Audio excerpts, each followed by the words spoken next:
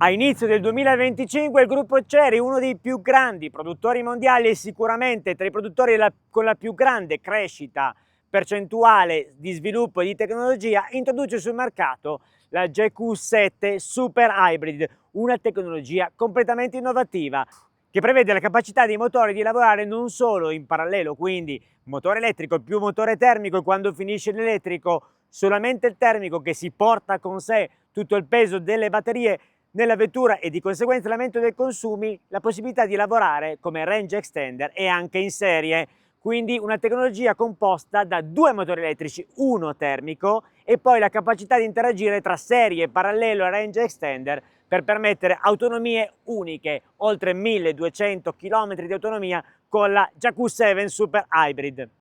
La tecnologia della Super Hybrid debutta ma raddoppia sulla Moda 9, una grandissima tecnologia. Perché? Perché i motori a questo punto elettrici sono tre, uno di ricarica e due di trazione, e sempre il solito 1500 turbo benzina, ciclo milliner super efficiente nei consumi per garantire 537, pensate, cavalli complessivi 1.0-100 sotto i 5 secondi. Prestazioni da diesel veramente importanti, da 6 cilindri, super prestazionale. Ma quello che più conta è il consumo, l'efficienza. E sì, perché la capacità di combinare motori in serie parallelo e range extender permette 1300 km di autonomia, ma anche consumi che nei primi chilometri arrivano dal punto di vista del motore termico, nei primi 3, 4, 500 km anche a 30-35 km con un litro, essendo molto più competitivo di un diesel, ovviamente abbinato anche al consumo della componente elettrica, batteria che raddoppia a 34,5 kWh. Per un costo di gestione e di esercizio davvero competitivo e basso. I vantaggi di un'autonomia superiore a quella di un diesel, con prestazioni quasi da supercar e un consumo complessivo di nuovo super competitivo anche nei confronti del diesel. Nessuna auto sul mercato oggi ha una tecnologia come questa, soprattutto tra i marchi premium.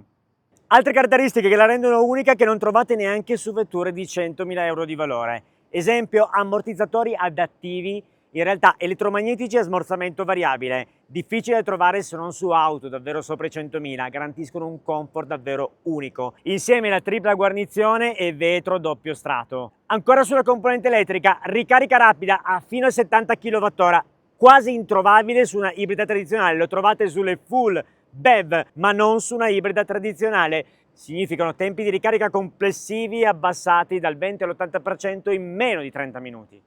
Tutto quello che vi dico compreso nel prezzo. Sistema audio Sony integrato nei poggiatesta, pensate, sedili elettrici anteriori ma anche posteriori, ovviamente con memoria all'anteriore, e soprattutto, sempre nei sedili, possibilità di raffrescamento e riscaldamento, massaggio di serie, ripeto, massaggio nei sedili con intensità e tipologia di serie per entrambi i passeggeri.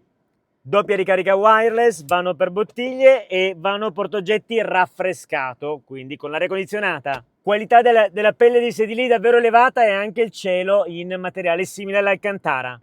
E anche il posteriore, Executive Lounge con sedili elettrici, quindi reclinabili, davvero comoda, e anche riscaldati se volete.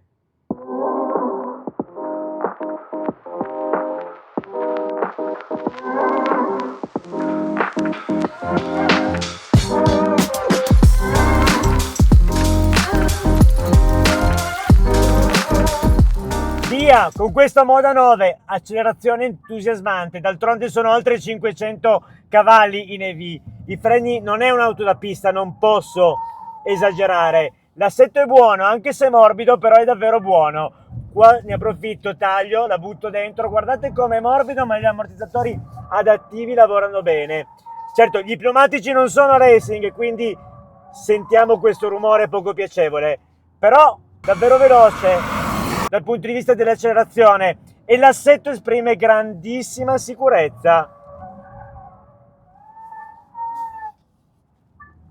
Anche qui taglio tantissimo questo sinistra, poi mi butto nel destra, sfrutto il cordolo, freno tanto, la curva è lenta, addirittura mi va via un po' di posteriore, qui galleggio all'anteriore, però accelerazione davvero buona e una guida sicura, un comportamento stabile, questa Moda 9.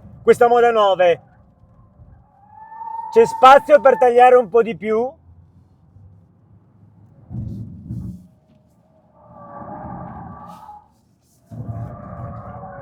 Questo galleggiamento un po' si sente. Via.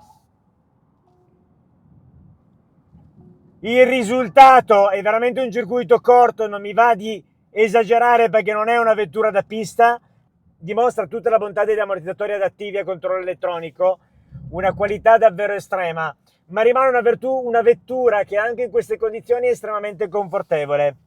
Questa è un'auto, a parte in pista, che è un piacere sentirla e vederla viaggiare su strada, ti invita davvero al viaggio. È un super comfort complessivo abbinato a prestazioni in accelerazione davvero notevoli e comunque un buon assetto che consente anche di togliere qualche piccola soddisfazione pur in un contesto di setup estremamente morbido. Promossa anche dal punto di vista dinamico a pieni voti.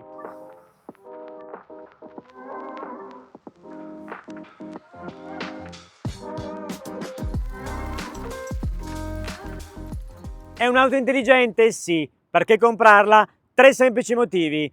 Primo, rapporto costo-prestazioni-contenuti. Siamo abbondantemente sotto i 50.000 euro per una vettura dal valore intrinseco ben superiore agli 80.000. Pensate anche ai 538 cavalli complessivi. Punto 2, costi di gestione e consumi. Consumi record, 1300 km di autonomia, significa avere consumi di un diesel in determinate percorrenze anche molto più bassi di un diesel e costi di utilizzo anche inferiori a un diesel, senza avere il polmoncino di un diesel 2 litri da 150-180 cavalli.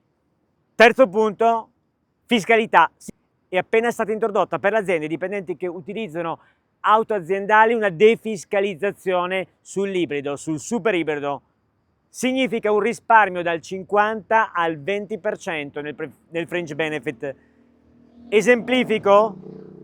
Su una vettura di questo tipo, con percorrenze di circa 15.000 km all'anno privatamente per un dipendente, c'è un risparmio rispetto al diesel sulla busta paga mensile di oltre 200 euro, pensate.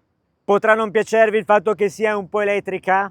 Forse, ma è molto, molto meglio di qualunque diesel che potete trovare sul mercato, soprattutto se parliamo di 4 cilindri e di prezzo inferiore ai 50.000 euro. Commentate qui sotto cosa ne pensate.